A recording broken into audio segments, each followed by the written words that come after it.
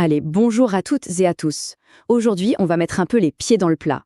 Oubliez l'image d'Épinal de la concurrence pure et parfaite. Dans la vraie vie, dans l'économie réelle, les marchés sont un véritable champ de bataille stratégique. On va donc décortiquer ensemble les vraies règles du jeu, des monopoles tout-puissants aux ententes les plus secrètes. C'est parti ?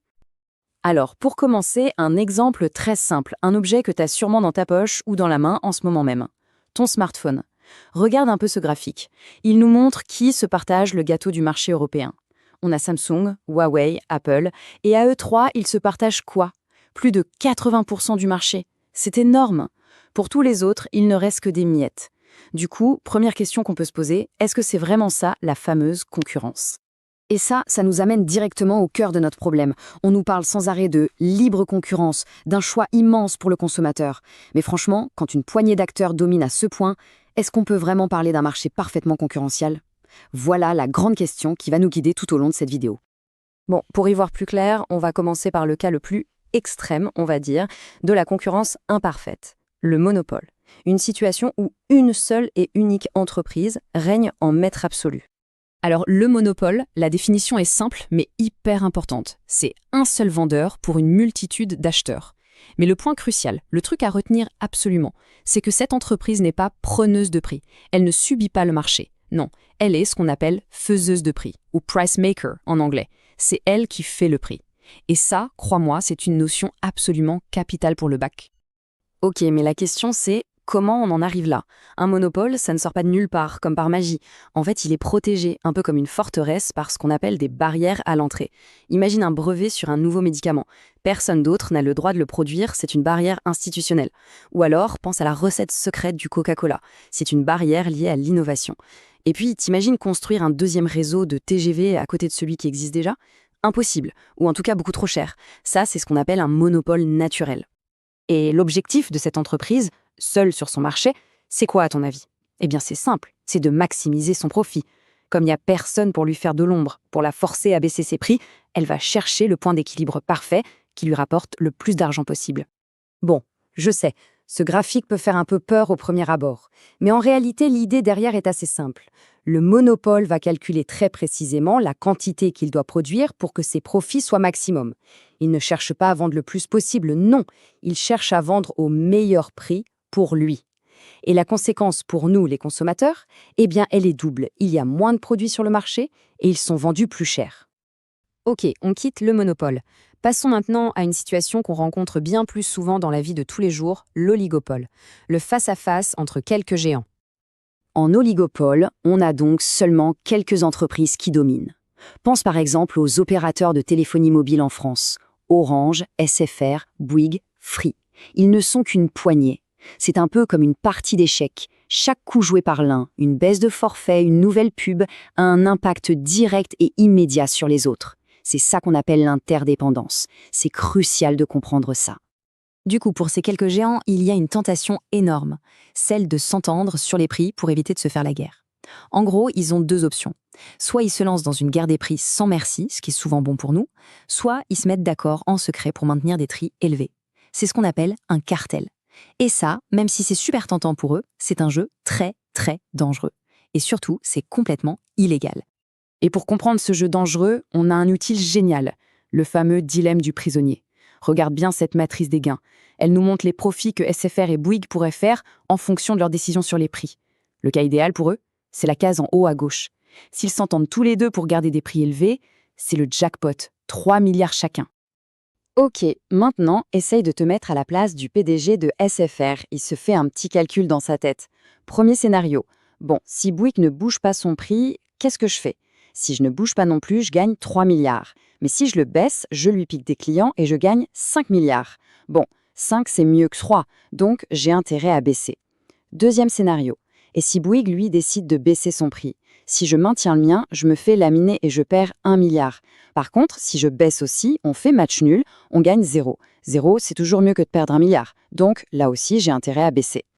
La conclusion, elle est implacable. Tu vois le truc ?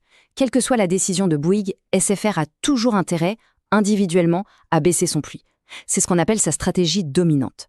Et le paradoxe de toute cette histoire, c'est que comme Bouygues fait exactement le même raisonnement de son côté, eh bien ils vont tous les deux baisser leur prix. Résultat, ils se retrouvent avec 0 de profit chacun. alors qu'ils auraient pu se partager 6 milliards en coopérant. C'est fou, non? Et c'est ça qui explique pourquoi, même si les ententes sont tentantes, elles sont aussi très instables. Bon, face à ces petits jeux stratégiques entre entreprises, qui au final peuvent nous coûter cher, à nous les consommateurs, les pouvoirs publics ne restent pas les bras croisés, heureusement. C'est là que l'État intervient, dans son rôle d'arbitre du jeu. Et cet arbitrage, ça porte un nom, c'est la politique de la concurrence. Ces missions sont assez simples à comprendre. Pense à un arbitre de foot. Premièrement, il met un carton rouge aux ententes illégales, les cartels. Deuxièmement, il siffle les fautes quand un acteur en position dominante abuse de son pouvoir pour écraser les plus petits. Et troisièmement, il contrôle les fusions-acquisitions pour s'assurer qu'on ne se retrouve pas avec un super joueur qui tuerait tout le suspense et toute la concurrence. Et pour que ce soit bien concret, regarde cet exemple qui a fait pas mal de bruit, le cartel des yaourts. Pendant des années, plusieurs grands noms du yaourt et de la compote se mettaient d'accord en secret sur leur prix et leur promotion.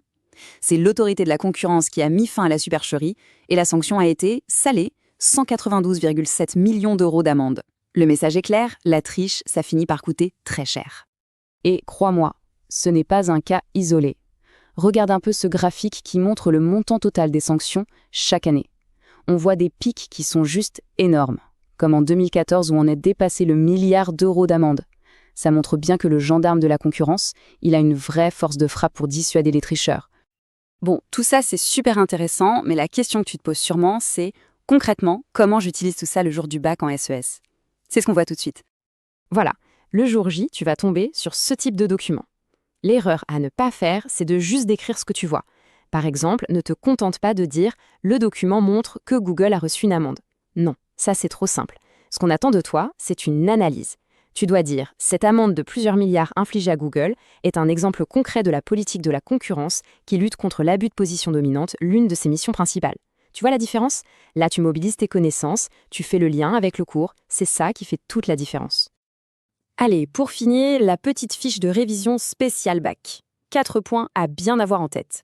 Premièrement, les notions clés, monopole, oligopole, cartel, abus de position dominante, ça doit être hyper clair. Deuxièmement, le raisonnement du dilemme du prisonnier. Il faut que tu sois capable de l'expliquer, ça montre que tu as compris la logique de l'oligopole. Troisièmement, connaître les institutions, l'autorité de la concurrence en France, la Commission européenne au niveau européen.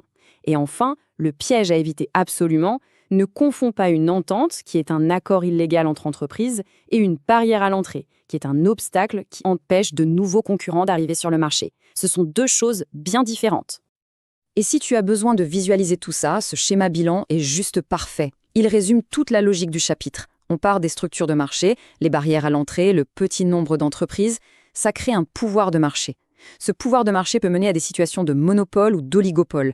Et ces situations comportent des risques, l'abus de position dominante, les ententes, qui sont justement combattus par la politique de la concurrence. Tu vois, tout est lié, tout s'emboîte parfaitement.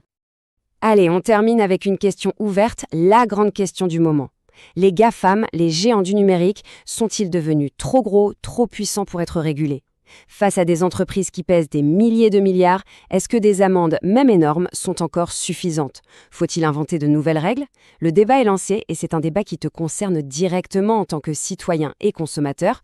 Voilà, si cette vidéo t'a aidé à y voir plus clair, tu sais ce qu'il te reste à faire. Mets un petit pouce bleu, abonne-toi pour ne rien rater et surtout partage-la avec tes camarades de SES.